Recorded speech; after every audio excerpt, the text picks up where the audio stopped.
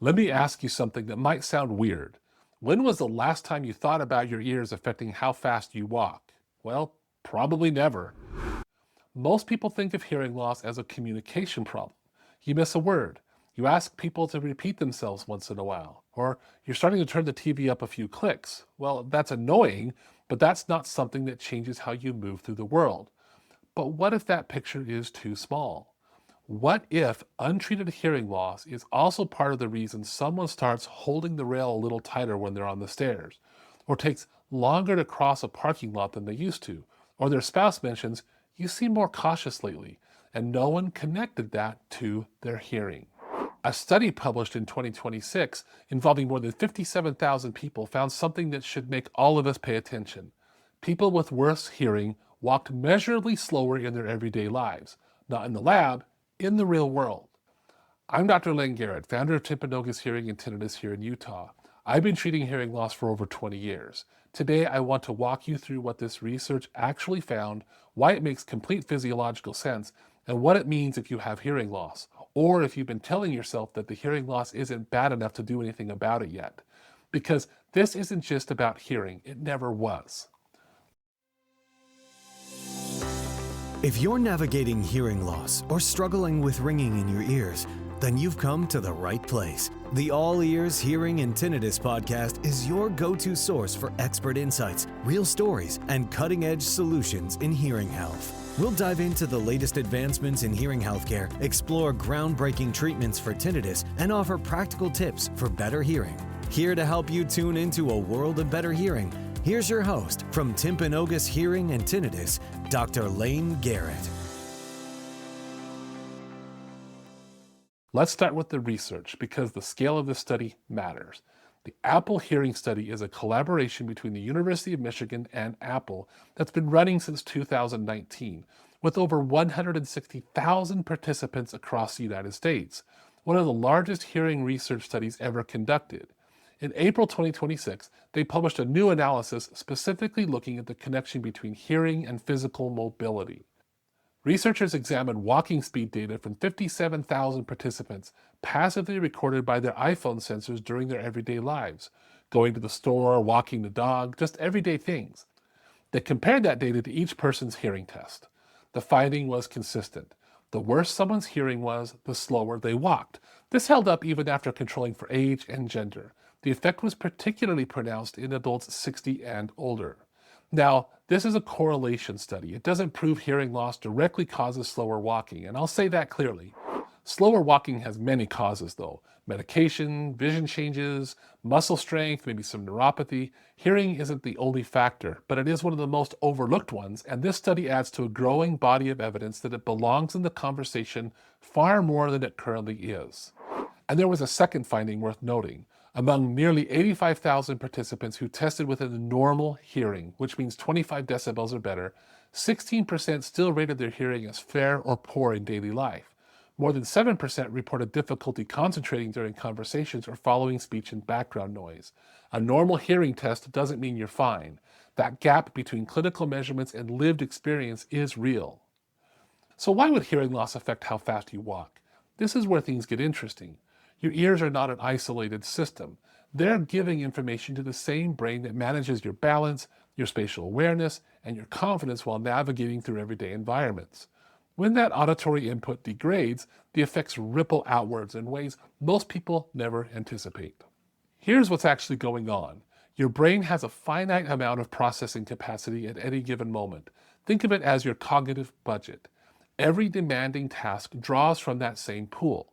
When you have a hearing loss, your brain works significantly harder just to process sound. It's filling in those gaps and trying to make sense of degraded inputs and predicting what words are coming based on context. Researchers call this listening effort, and the evidence is consistent that it increases substantially with hearing loss, even when the person feels like they're following along reasonably well. If hearing is consuming 70 cents of every mental dollar, then there's less left for everything else your brain is trying to manage. And one of those things is walking. Picture crossing a busy parking lot while your spouse says something behind you. A normal hearing brain uses the sound of cars, the footsteps, your own movement, ambient noise, and it all helps your brain stay oriented in space. When hearing is degraded, your brain has to work harder to process the sentence and then even harder to monitor the environment at the same time. That's when people start slowing down, hesitating, holding on to things without quite knowing why. A 2024 study in Scientific Reports looked specifically at this dual task dynamic in older adults with and without hearing loss. They found that hearing loss is a meaningful risk factor for falls and mobility problems, and that risk increases further as hearing loss becomes more severe. Both the cognitive load mechanism and the loss of spatial sound cues appear to be contributing there.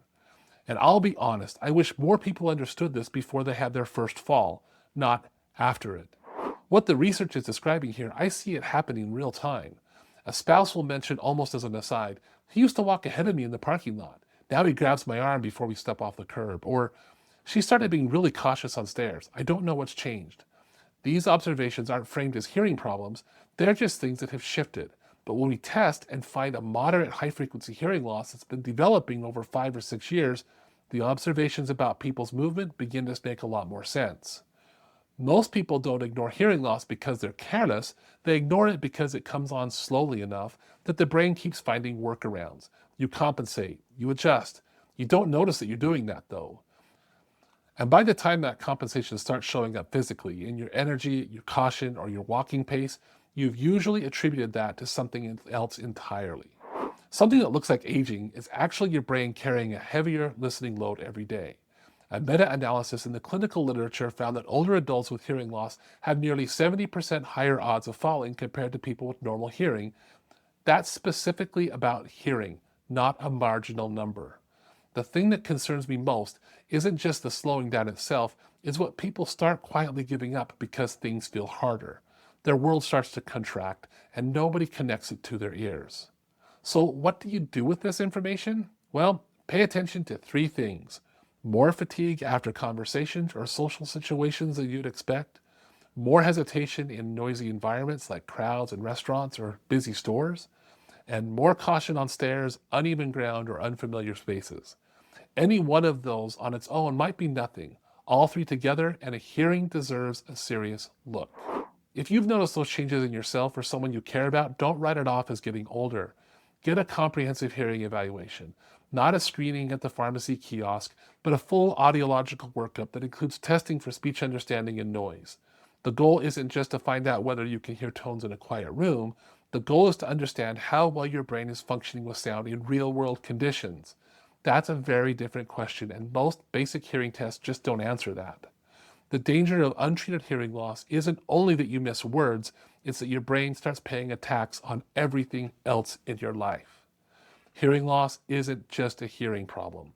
When your brain is working overtime to process degraded sound, that cost shows up in your concentration, your energy, your cognitive reserve, and how confidently you move through the world. Treating hearing loss won't make every mobility issue disappear, but it can remove one hidden burden that your brain may be carrying every single day. This walking speed finding from the Apple and University of Michigan study is striking on its own, but it fits cleanly into a body of evidence that's been building for years. Treating hearing loss protects your brain. It protects your physical function. It protects your independence. That's what the research shows.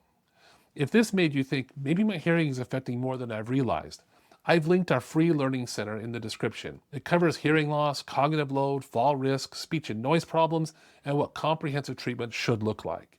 And if you're here in northern Utah and want more than a basic hearing test, you can schedule a full evaluation in one of our clinics along the Wasatch Front.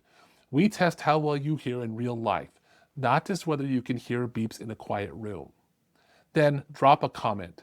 Did you already connect hearing loss with balance, or is this the first time you've heard that connection? I read every comment.